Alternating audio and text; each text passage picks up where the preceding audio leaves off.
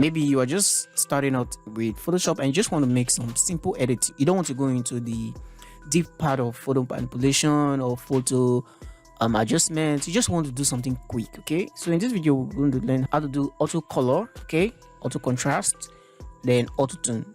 Then we're just going to compare which is actually better, and we're going to go also into more in-depth photo correction technique like adjustment or photo filter in Photoshop and how to actually use it to enhance your work and just make it better. Okay, so that's it for this video, so let's dive right into it.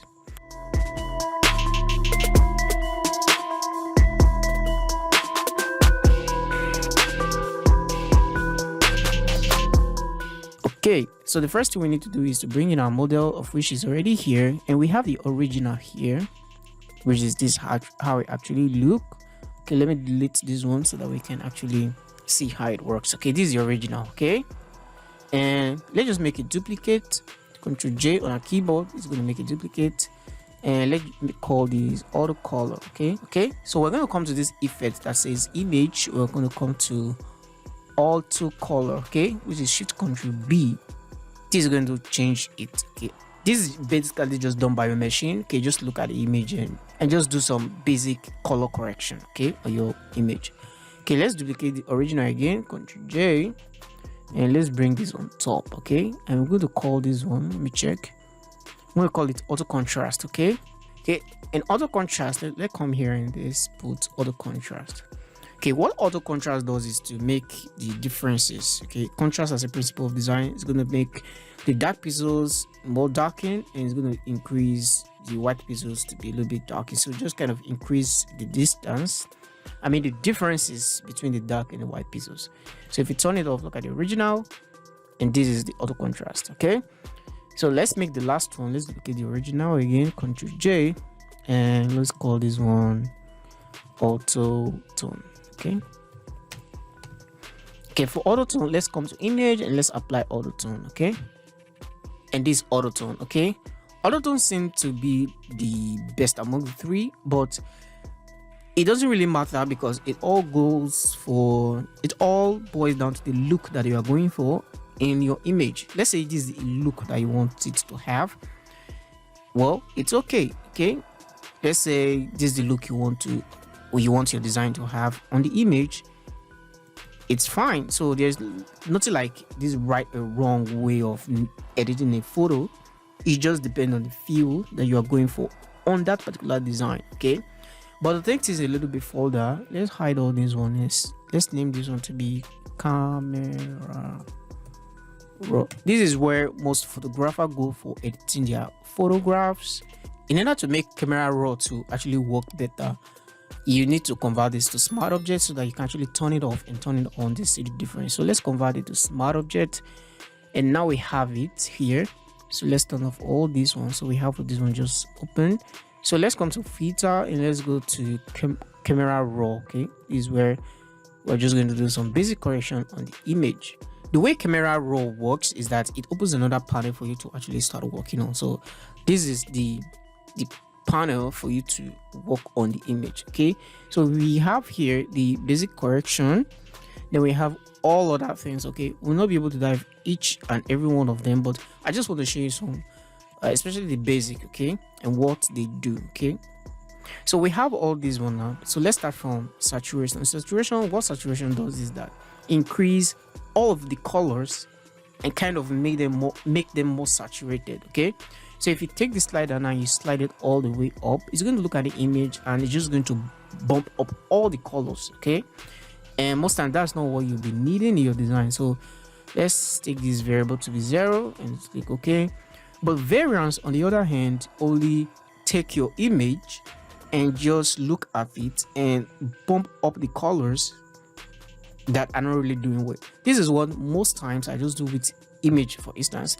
So if you take this down, it's going to look at the colors that are not bright enough and just pull them up. Okay, it's not going to look at I'm sorry that the image we're actually using here is a very poor quality image, and you can see it telling on the pixels behind the background.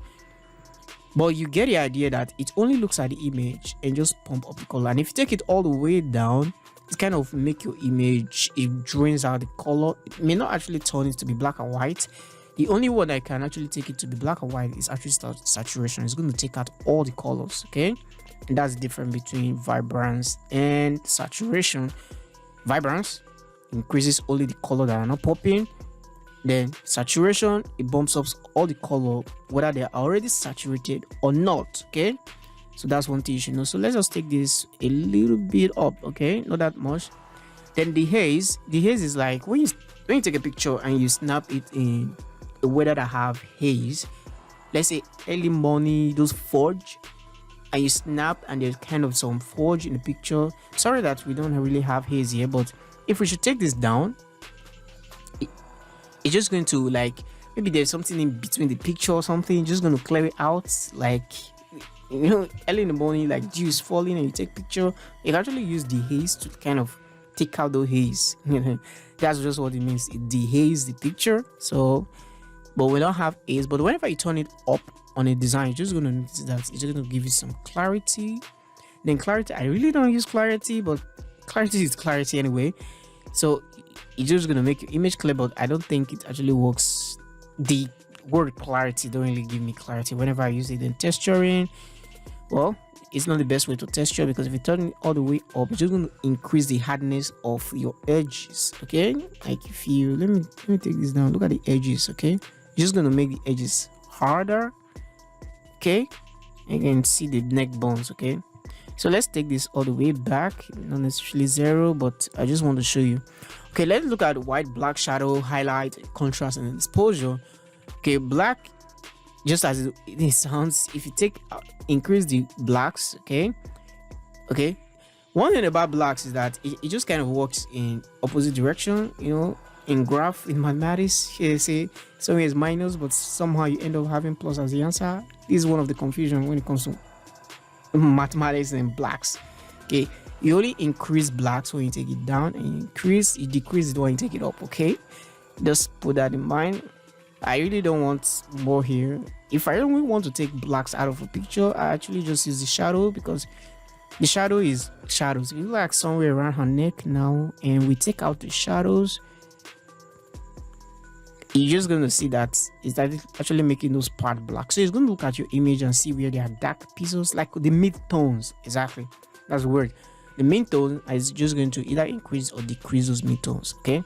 So if you have an image and there are a lot of shadow casting on some part of the face and you really want to take them out, you can actually just use the shadows to do that control, and it's not going to affect any other part of the image but except the shadows alone. Then we have the highlight. I know I've not talked about the white. Okay, the white is going to look at every pixel in the image, and anyone that is white is going to increase or decrease it. Okay, it's not going to affect every other place, every other place, but just those pixels that are white. Okay, we don't have much of white pixels here, but you can still see the effects applying on our design. Okay, so we talk about highlight. Highlight are those parts, like if you look at this image, highlight is just the opposite of shadows. Okay, light is falling on this face right now from this direction, and so if you increase the highlight, you are saying, okay, we want more light on the places that are already bright. Okay, and if you take it down, you say, oh, please take out the light a bit, I just want it to be moody or something. So that's how you use highlight. In contrast, just like we have the auto contrast, it's going to put the pixels apart. Okay, it's just going to put the pieces apart. The dark pixels are going to be more dark and the light pixels are going to be more white, so that you can create enough contrast. So when you increase contrast, it's going to like make the differences, so that the image can actually pop, kind of standing out. So most times I always use contrast to kind of push the pieces apart, so that there can be a difference in the way the picture looks. But exposure, on the other hand, is like everything go whitewash or everything go black. Exposure is that a word that was taken from camera, because when you snap a picture, the aperture actually opens for you to snap. Okay, so the amount of light that actually enter the camera is what determines the picture that you see. So if the aperture opens so wide, a lot of light is going to come to the camera, and that picture may end up overexposed. So there's a gap. Okay, there's a limit to how much the aperture can actually open to capture the image. So you can actually correct this, especially when you snap in sunlight. The image can actually be overexposed, so most times you can either control this. You can say that the aperture is, if the aperture is closed and you take pictures like this, you're just going to give you this look. If this is what you're going for, fine. Or you want the image to be like as if you snap it with everywhere blown with light, okay? And this is why they actually control light in photography. So we have the last part. Remember, I'm just talking about the basics here, okay? So we have the tints. Tints is just going to add some colors, and you can take it black and back and forth and just work with the hues and saturation. While temperature, this is where color theory kind of come in, especially people who do color grading and all of that. Temperature is like just the way the word sounds, temperature, the cold weather and the hot weather, okay? So you can see here we have more of blue this way and we have kind of orange this way, but it's actually yellow here. So if you should turn this blue now, it's going to make it look as if it's morning. If you turn this up, it's going to make it really hot. So this depends on the temperature you want to give to the image. Is it a morning picture or an evening picture? Okay, so it just depends on what you really want your design to get. And again, I'm just going to click OK. Okay,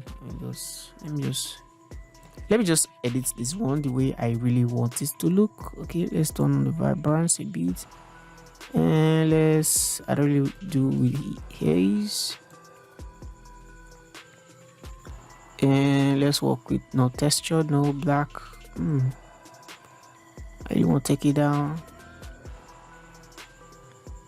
Contrast is okay. Shadows, let me take it out a little bit. I think this is pretty cool. I really don't do much here, so let's click OK for instance, and this is going to appear on our layer now as a smart filter, okay? Because I'm actually using I'm actually doing this on a smart object, okay? When you do a design on a smart object, it's going to appear as a smart filter. But if I should come here and say, okay, let me come here and say filter, camera raw filter, let the panel appear, and I'm just going to click OK. I'm not going to do anything, and I click OK. Okay, because it's not a smart object, it's not going to appear as a smart filter, okay? And this is a destructible edit because you can't actually undo this unless immediately after you've done it. You can actually click Ctrl Z, but immediately you are far into your design, you cannot come back and say, okay, I just want to increase something or else on this. But on this as a smart filter, and I can actually turn off the smart filter. Let me actually pull this off here and have this layer on. I can actually turn off the smart filter and it will go back to the way it was. So I can actually test before. Okay, this is before and this after. You can see that just by using the smart filter, you can see the difference between the before and after, and the picture for me is quite better than before. All right, one last thing is that what we've learned now, there are so many ways you can actually do this in Photoshop. Okay, so there's no one way to actually do one particular thing in Photoshop. Okay, what I've taught you now, you may watch other tutorials and you find out that okay, somebody's using a different approach. And that's one thing with Photoshop, okay?